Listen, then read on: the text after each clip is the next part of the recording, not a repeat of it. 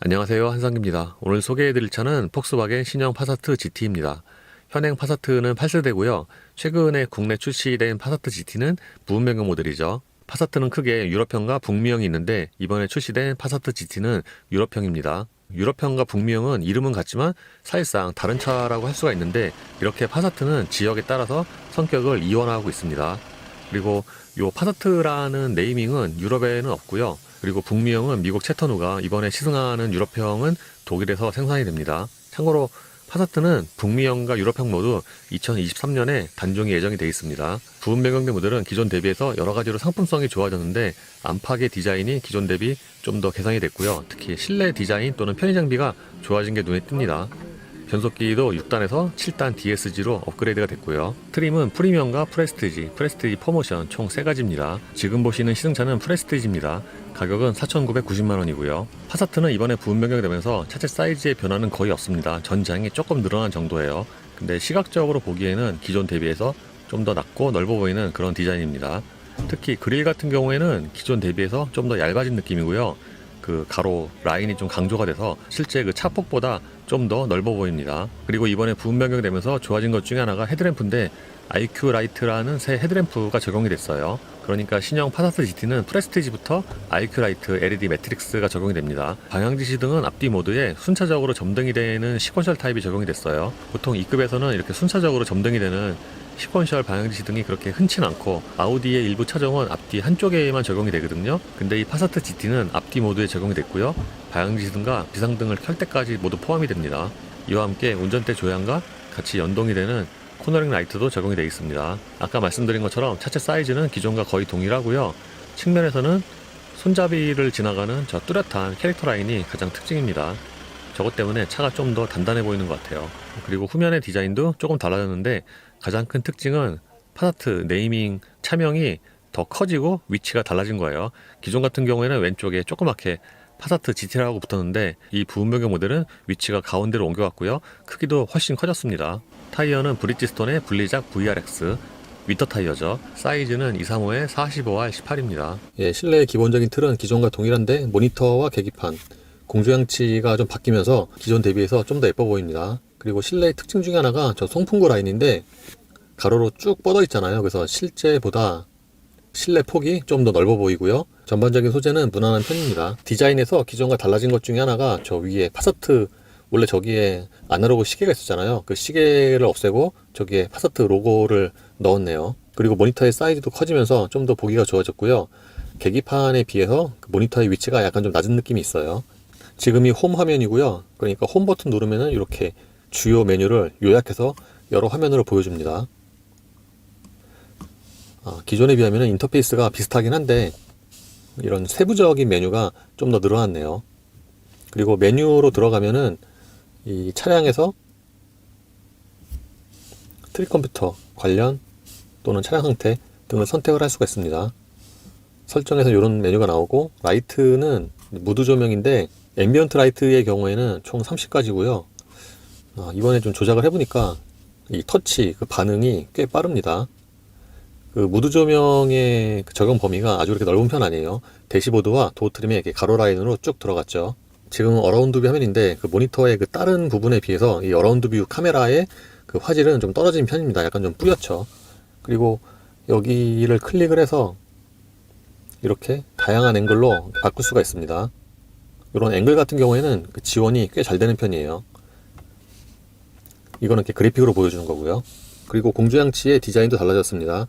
무엇보다도 그 조명에 쓰인 색깔 자체가 좀 예뻐서 기존에 비하면 뭔가 좀 더 알록달록한 그런 느낌이 있어요. 여기 같은 경우에는 이렇게 터치예요. 그 캐딜락처럼 이렇게 슬라이딩해서 조작하는 그런 방식입니다. 이것도 마찬가지고요. 메뉴 버튼을 누르면 이렇게 모니터에 공조장치 관련 화면이 뜨고요. 여기서 앞과 뒤를 조절을 할 수가 있습니다. 기어 셀렉터는 전통적인 레버 방식을 채택을 하고 있고요. 예전에 폭스바겐은 보통 이 기어 그 레버 상단에 DSG 로고가 있었는데, 이제 그거는 없는 것 같아요. 그리고 이 기어 레버 주변에 드라이브 모드와 IS 온오프 버튼이 있는데, 이 버튼이 좀 많이 죽어 있는 게 좀 아쉬울 수 있죠. 운전대 디자인은 기존과 비슷하고요. 림의 굵기는 성인 남성 기준으로 적당한 편입니다. 그리고 스포크의 버튼들이 좀 오밀조밀하게 모여 있어요. 운전대 열선 버튼도 이 스포크에 있는데 보통의 차들과는 다르게 이 운전대 열선이 3단계예요. 보통 3단계까지 운전대 열선이 있는 경우가 별로 없죠. 계기판도 기본적인 인터페이스는 동일한데 여기에 적용된 그 색상이 그게 더 예뻐진 것 같아요. 이렇게 큰 메뉴 넘겨서 여기서 주요 정보를 확인할 수가 있고요. 그러니까 이 가운데 표시되어 있는 정보가 굉장히 많습니다. 오일 온도, 그리고 여기는 보조 시스템이고요. 여기서 레인 어시스트와 ACC 등의 기능 설정 여부를 정할 수가 있어요. 그리고 가운데에는 내비게이션 화면도 표시가 되고요. 뷰를 누르면은 이렇게 전체 화면으로 띄울 수도 있습니다. 계기판에 표시되는 저 속도계 숫자, 폰트 같은 경우에는 좀 되게 굵어서 눈에 잘 들어오고요. 약간 좀 포르쉐를 연상케 합니다. 1열 시트의 크기는 성인 남자에게도 충분한데 제 기준으로 보면은 좌판의 길이가 약간 좀 짧을 수 있어요. 그리고 방석과 등받이 모두 약간 좀 둥그스름하게 몸을 잡아주는 그런 느낌이고요. 시트 가죽의 질은 충분히 좋습니다. 예, 공회전대 엔진 소음은 4기통 디젤의 평균적인 수준이에요. 엔진 음색이 좀 귀에 또렷하게 들리긴 하지만 그렇게 소리가 큰 편은 아닙니다. 그리고 진동도 공회전대는 좀 진동이 있긴 있습니다. 시트나 운전대로. 근데 아주 거슬릴 정도는 아니고요. 보통 4기통 디젤 하면은 이 정도의 그 진동은 있잖아요. 딱 대략 예상하시는 그 정도의 수준이고 기존과 비교하면은 거의 비슷한 것 같습니다.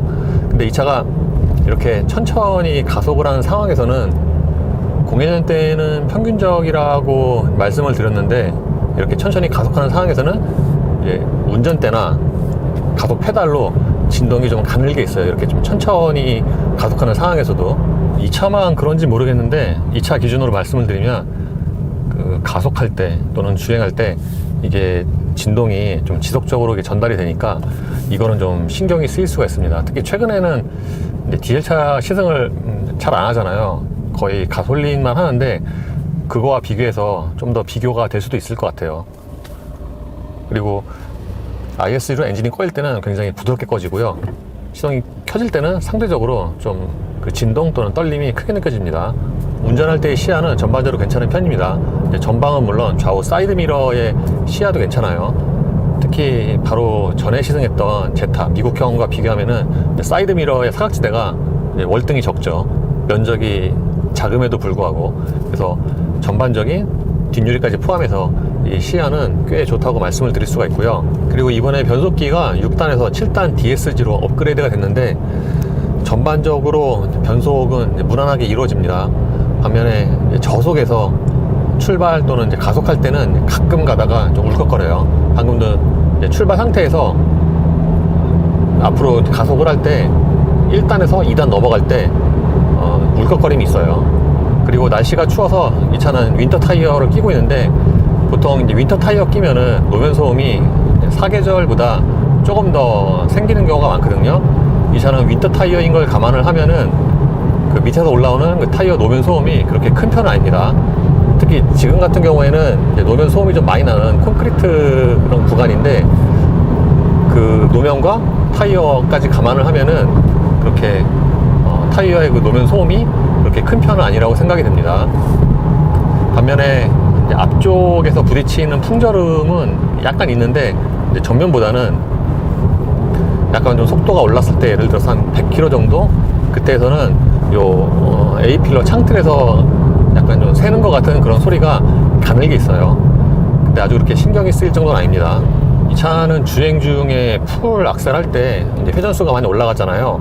보통 그 회전수 상승과 비례해서 엔진 소리가 이제 같이 커지는데 이 차는 그 엔진 회전수 비례해서 그렇게 엔진 소리가 그렇게 큰 편은 아닙니다.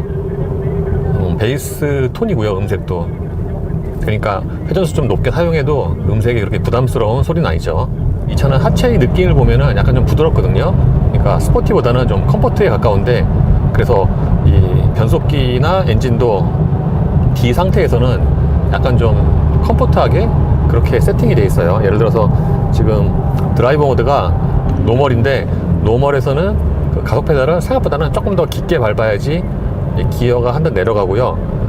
그리고 터보 그 지차 현상도 약간 좀 있는 편입니다.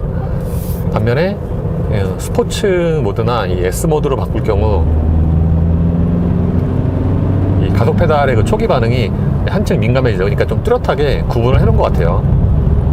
그리고 제가 제타 시승할 때 요즘의 폭스바겐은 예전처럼 노멀과 스포츠 모드의 차이가 그렇게 크지 않다고 말씀을 드렸는데 이 차도 그래요. 근데 그 최근에 탔던 그 제타 비교하면은 이 스포츠 모드의 그 반응이 좀 더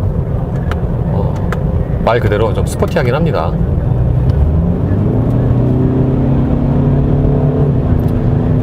이렇게 회전수를 높게 쓰면은 방금 말씀드린 것처럼 그 비례해서 엔진 소리가 그렇게 커지는 편은 아닌데 반면에 진동이 좀 늘어나요. 그러니까 미리 결론 말씀드리면은 이 차는 주행에서 가장 큰 단점이 이 진동이 아닌가 싶습니다. 이렇게 이제 풀 가속 시 발생하는 진동은 좀 이해를 할 수 있는데 그냥 많이 안 밟는 그런 가속에서도 좀 이렇게 진동이 지속적으로 전달이 되니까 그건 좀 이렇게 불편할 수 있어요. 이번에 새 시스템이 적용이 되면서 이 스티어링 왼쪽에 있는 이 버튼 한 번만 누르면은 ACC와 차로 유지가 동시에 실행이 되는데 제가 국내에서 팔리는 아우디 폭스바겐은 시승할 때마다 이 차로 유지 성능이 뭔가 차로 이탈 방지와 중앙 지키고 하는 차로 유지 그 중간적인 것 같다라고 말씀을 드렸거든요. 다른 말로 하면은 그 차로 유지가 그렇게 썩 성능이 인상적이지 않는데 이 차는 최신 시스템이 적용돼서 그런지 차로 중앙을 지키고 가는 그 기능성이 좀 더 좋아진 느낌입니다. 아까와 지금 모두 차로 중앙을 좀 반듯하게 잘 지키고 가고요. 이 안에서 이제 스티어링을 수정하는 그런 그 움직임도 그렇게 크지 않아요. 그리고 최근에 선보인 신차들이 대부분 그렇듯이 손을 놨을 때 그 첫 번째 경과가 좀 일찍 들어오고요. 시승하면서 터널에서 보니까 무드 조명이 여기랑 저기 들어갔군요. K7보다 좀 많네요.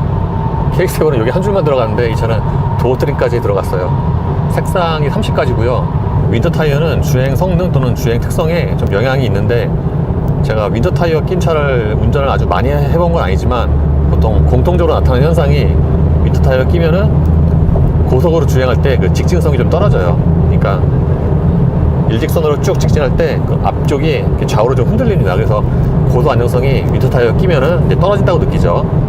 근데 이 차는 윈터 타이어 꼈지만 그래도 고속 안정성이 좋아요. 방금 말씀드린 것처럼 직진성이 떨어지는 느낌도 아니고. 그래서 이 차 같은 경우에는 만약에 상해절 타이어면은 지금보다 고속 안정성이 더 좋을 거예요. 예, 이번에 부음변경대 파사트를 시승을 해봤는데요. 결론은 전체적으로 무난하다입니다.